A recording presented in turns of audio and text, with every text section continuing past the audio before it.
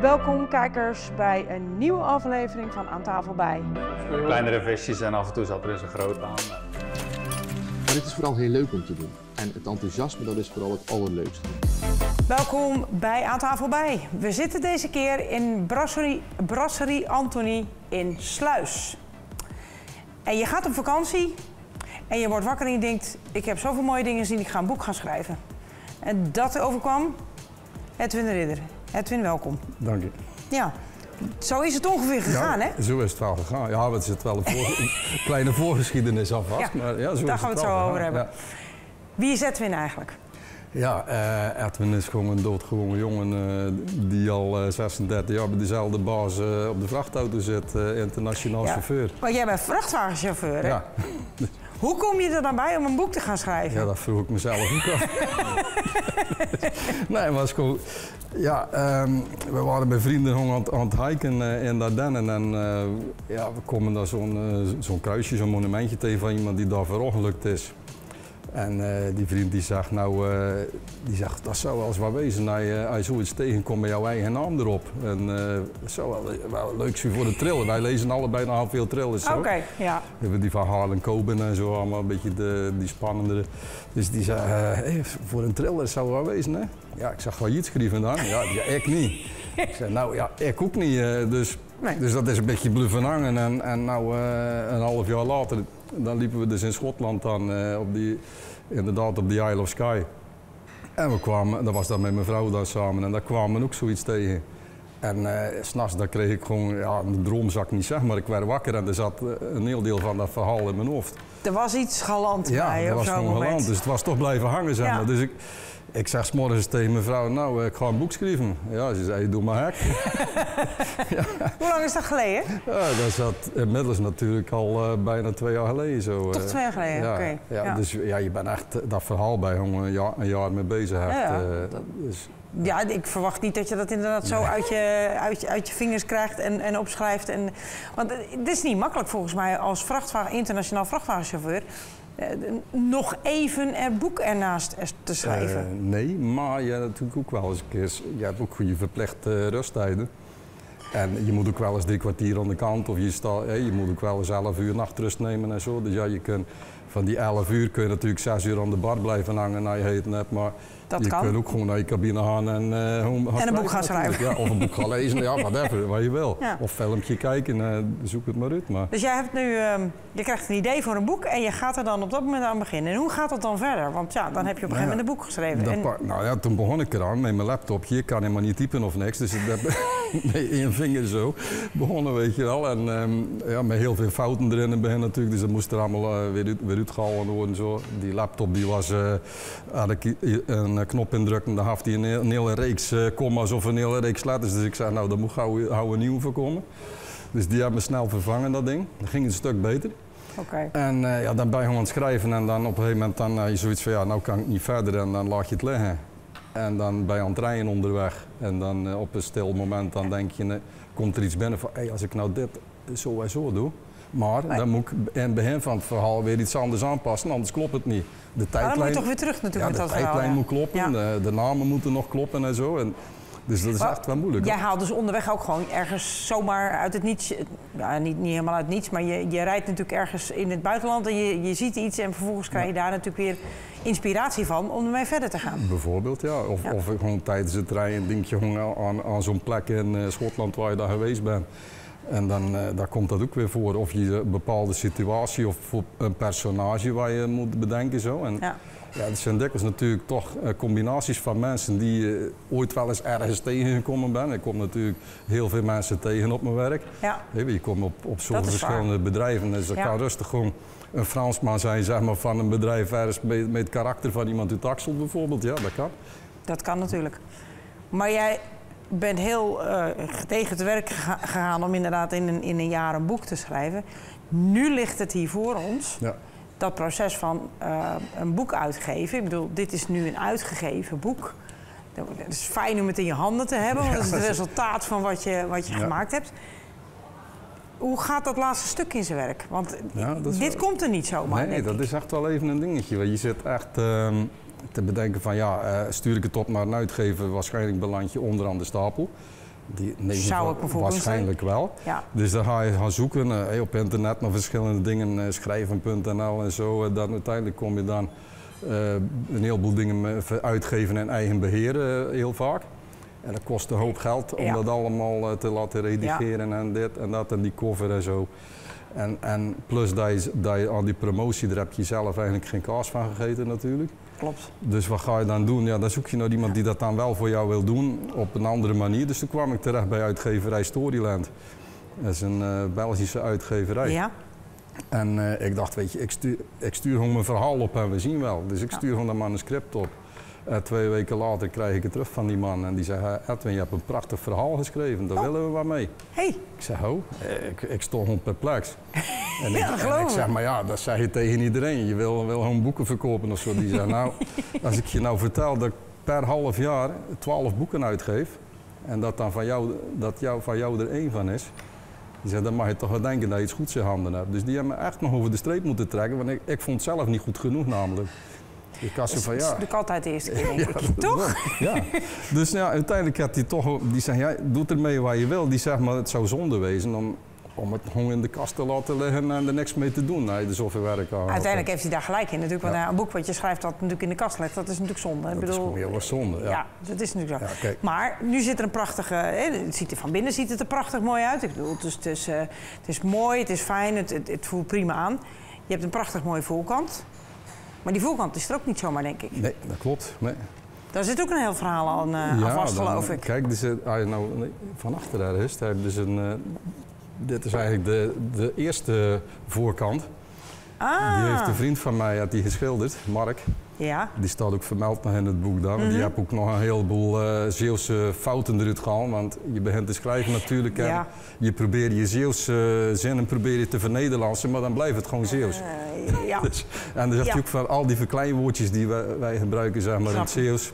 Dit is Zeeuws, weet je wat, eruit. Ja, dat is... Dus ik heb heel veel moeten schrappen, net zoveel moeten schrappen als ik geschreven heb. Dat geloof ik. Maar in ieder geval, dus dat was de eerste aanzet voor de cover. Ja. En dan kom je natuurlijk bij die uitgever, die zei ja, een boek moet wel verkopen. Als je het uit de schap pakt, het moet gelijk aanspreken. En ja, dat is het, hè. Het moet iemand aantrekken of je het wil lezen. En dan heb je de achterkant nog niet gelezen met de korte inhoud. Vaak het belangrijkste van een boek is, hebben ze mij daar verteld, is natuurlijk de voorkant. Want ja, die staat zo in de winkel om aandacht te trekken. Ja, als je een lelijke voorkant hebt, dan schuif je terug en dan denk je van nou... dat is eigenlijk een beetje dom natuurlijk, wel voor hetzelfde. Dat is een prachtig verhaal. Dat weet je niet, maar dit is natuurlijk wel een hele mooie voorkant. Maar heeft die uitgever dat voor jou geregeld, die voorkant, of heb je dat zelf gedaan? Die uitgever die werkt samen, dat is dan eigenlijk zijn vrouw, Mary Des. Van Mary Des Covers is dat. Zo zijn ze ooit begonnen. Officieel zitten ze in Ierland dan, maar dat een technische reden, zeg maar. Ja. Maar die zijn ooit als dat begonnen en hij wou eigenlijk gewoon die wou ook gewoon boeken uitgeven. Dus toen hebben ze die uitgeverij erbij genomen en dan, dit is natuurlijk hun kindje, die covers. Ja. Dus daar hebben ze ook wel ontzettend veel werk aan. En je krijgt gewoon 2 voorbeelden, zeg maar, waar je uit kan kiezen. En dan maken zij dan de cover van. Degene die jij kiest dan. Maar ja, ik had er 2, die waren niet echt naar mijn zin. En, dus ja, toen was die eigenlijk wel een beetje gepikeerd, die uitgever. Maar uiteindelijk zei ze, nou, wat wil je dan? Weet je wel? Ik zei, nou, doe dan in eerste instantie wou ik geen gezicht erop. Ik zei, dat vind ik niet. De mensen moeten zelf een beetje fantasie nog kunnen hebben. En ja, je het leest van zo ziet het eruit. Kan ik me iets meer voorstellen. Ja, dus ik zeg, doe dan toch maar een gezicht, weet je wel. En dan, ik wil wat meer sfeer, ik wil wat meer Schotland, gewoon meer sky, zeg maar. Ja. Dit is die berg, zeg maar, dat is bij de Ferry Glen, heet dat. Dus het is gewoon een echt bestaand eiland in Schotland. Dat wordt ook allemaal beschreven, zeg maar. Want alle plaatsen waar ik geweest ben, nou, toch 9 van de 10 ben ik zelf geweest. Okay. Dus die probeer je dan zo te beschrijven. Maar er zijn ook dingen bij, bijvoorbeeld een hotel of een restaurant wat ik beschrijf. Dat is dat vaak in het echt veel saaier dan dat ik het beschrijf, zeg maar. Of juist andersom. Ja. Dat ik het saaier beschrijf als dat het de werkelijkheid is. Dus ja, maar die vrijheid heb je als schrijver. Ja. Ik had laatst een boek, mijn collega die had een paar boeken van me gekocht ook. En die zei, ja, er staan fouten in. Die zei, want die Caledonian McBrain, dat schip, dus die van Sky naar dingen had, die zei, dat klopt niet. Schrijfelijke inspiratie en daar heb je vrijheid in natuurlijk. Ja, ik zeg gewoon, nou weet je, ik wou juist niet die naam gebruiken. Of hoe het die precies moet. Ik zeg, maar ik heb ook een of andere bar in dat schip gedaan, die er niet is. Dus ja, dan klopt het dan niet. Dat is natuurlijk je eigen vrijheid om dat op je eigen manier in te passen. Ja, je ziet in het eiland of in de omgeving waar je bent, zie je wel de inspiratie en de leuke dingen. Maar uiteindelijk ga je natuurlijk daar je eigen gang mee of je eigen interpretatie aan meegeven om het op jouw manier te doen natuurlijk. Ja, en die vrijheid heb je. Dit is nu jouw eerste boek. Ja. Die ligt er nu. Het is een misdaadroman. Ik bedoel, we gaan natuurlijk niet verklappen wat er gebeurt. Nou, het is eigenlijk veel meer dan een misdaadroman. Het is altijd zo. Ja, het is eigenlijk altijd het belangrijkste is gewoon de personages en hoe het die met elkaar omgaan en zo. Het is een vriend van me die had het beschreven eigenlijk. Het gaat eigenlijk hoofdzakelijk over vriendschappen, maar ook over verlies en over vertrouwen en zo. Een beetje dat heb ik toch een beetje weer willen geven zo. Maar heb jij voor die dat jij dacht, ik ben in Schotland, ik sta op, ik ga een boek schrijven. Heb jij nooit eerder in je leven gedacht, ik ga een boek schrijven? Nee, ik heb wel eens verhaaltjes geschreven of zo, vroeger op school. Dan kreeg je van die opstellen had je dan bij Nederlands. En dat was op de lagere school en dan was ik aan zien als die een 9 of een 10 kreeg. En dan was ik kaper trots, maar dat was gewoon een verzonnen verhaal. Dat moest over redders gaan in de middeleeuwen. Kreeg je een opdracht? Ja, precies. En dat was dan goed. En dan zei die meester ook van, je moet later maar schrijver worden. Ja, dat is goed hoor. Ik word chauffeur. Ja, dat is inderdaad heel goed gelukt. Ja. Maar nu je dit boek uitgegeven hebt, smaakt dat nou naar meer? Ja, eigenlijk wel. Snelle goeie. Ja, ik ben eigenlijk al met een tweede boek bezig. Er is nog geen vervolg op deze. Maar, het wordt geen 3-luik of een Seven Sisters? Nee, maar ik wil wel een vervolg maken nog, want dat is het probleem. Die vriend die dus met dat idee kwam van dat kruisje met je naam erop, die komt ieder half jaar met een nieuw idee. Ik zei, dan moet je even wachten, want straks dan heb ik geen tijd meer om boeken te schrijven. Je krijgt die ideeën niet helemaal uitgewerkt. Nee, en ik moet nog zoveel jaar werken. Ik moet ook tot mijn 67e minimaal. Hè, dus. Maar ja, als dit goed loopt, stop je dan met... Nee, dat denk ik niet. Met vrachtwagenchauffeur zijn? Nee, maar ik zou wel eens een dagje minder willen doen of zo. Een beetje minder uren. Als dat zou kunnen financieel. Het werk op zich is wel leuk, maar alles wat er omheen zit... Dat begrijp ik. Met alle regeltjes en zo, dat wordt steeds gekker. Ik snap dat. Soms kun je gewoon op 10 minuten kun je gewoon niet meer thuis geraken. Dus dan moet je onderweg blijven staan. Dan denk ik, toedeledokie, ik kreeg gewoon deur, weet je. Wat trek jij nou in het schrijven van jij hebt natuurlijk gekozen voor het genre misdaadroman. Er zijn natuurlijk zat andere genres waar je voor kan kiezen. Wat trekt jou nou om te gaan schrijven? Ja, er zit een heleboel verhalen in je hoofd. En die moeten eruit. Dus daar ga je toch opschrijven, zeg maar. En als het dan zoiets wordt als dit... En dat er dan ook nog een heleboel mensen zijn die zeggen van... Nou, chapeau, weet je wel. Leuk gedaan, goed gedaan. Maar ja, dat is natuurlijk alleen nog in de kleine kring. En is dus Vlaanderen en Axel. Mensen die je kennen of indirect kennen en zo. Dus ja, je wil natuurlijk wel dat het iets breder publiek komt. Ja. Dus. Weet je, uiteindelijk als je een boek schrijft, ik neem het aan dan, dat als je dat doet, dat je eigenlijk ook wil dat er meer mensen van kunnen genieten. Want zeker als de reactie van een uitgever natuurlijk zo fijn en zo prettig is, natuurlijk dat hij daar iets mee wil doen. Dan wil je natuurlijk inderdaad ook dat hij bij meer mensen komt te liggen. Niet alleen bij de straat waar je woont, zeg maar. Nee, precies. In een wat breder geheel natuurlijk. Want dan zijn er meer mensen die er natuurlijk van kunnen genieten. Maar jij bent met andere ideeën bezig. Een nieuw boek al aan het schrijven. Ja. Welke achtergrond heeft? Dit heeft een achtergrond van Schotland. Heeft dat dan weer een hele andere achtergrond? Ja, dat speelt snijden af in de vallei van de Somme in Frankrijk. In Frankrijk, bij Abbeville, die regio zo. Ja, en ook nog een deel in Parijs dan. En ik ga er niet te veel van verklappen natuurlijk. Maar het begint eigenlijk dat er een bus met mensen verongelukt, zeg maar. En dat ze allemaal overleden zijn, maar dat de buschauffeur weg is. En er is één overlevende, zeg maar, die zit nog in die bus. En de chauffeur is weg. En de rest is Die is er niet meer. De rest zijn dood allemaal. Dus ja. En is dat, want jij loopt natuurlijk heel graag, jij wandelt heel graag. In Schotland kun je natuurlijk prachtig wandelen. Zijn dit ook weer omgevingen waar je zelf ook al gewandeld hebt? Of is dat dingen die je ook als chauffeur bent tegengekomen? Deze dingen, dat is wel meer waar ik dan zelf in de buurt ook wel eens gereden heb en zo met de vrachtauto. Fantastisch. Maar het heeft ook wel iets weg van als je iets verder naar Boulogne-sur-Mer of zo, een beetje die kuststrook daar zo. Dat lijkt allemaal wel een beetje op elkaar natuurlijk, dus daar hebben we dan wel gewandeld en geweest. Maar hier eigenlijk nog niet. Dus daar moet ik nog wel een keer naartoe en anders kan ik mijn boek niet afmaken. Ik moet er wel zelf gezien hebben. Dus een reden om nog eens even in die omgeving te gaan wandelen. Daarom. Helemaal leuk. Als mensen nou zeggen, dit programma zien en ze zeggen, hey, ik ben wel heel benieuwd en nieuwsgierig geworden. Hoe is het dan nu geregeld? Ligt het ergens in de boekhandel om dat te kunnen gaan kopen? Of moeten ze dat bij jou bestellen? Hoe werkt dat zoiets? Je kunt nu, ik heb er zelf nog wel een aantal liggen, maar je kunt best gewoon in de boekhandel bestellen, denk ik. Of gewoon kopen. In Axel liggen er nog een stuk of 10 of zo. Iedere keer zijn ze uitverkocht in Axel. Oké, maar het is niet zo dat ze over heel Zeeuws-Vlaanderen in de boekhandels liggen? Ja, of ze er overal liggen, weet ik niet. Maar je kunt ze sowieso bij de boekhandel bestellen. En bij Bol kun je ze ook bestellen natuurlijk.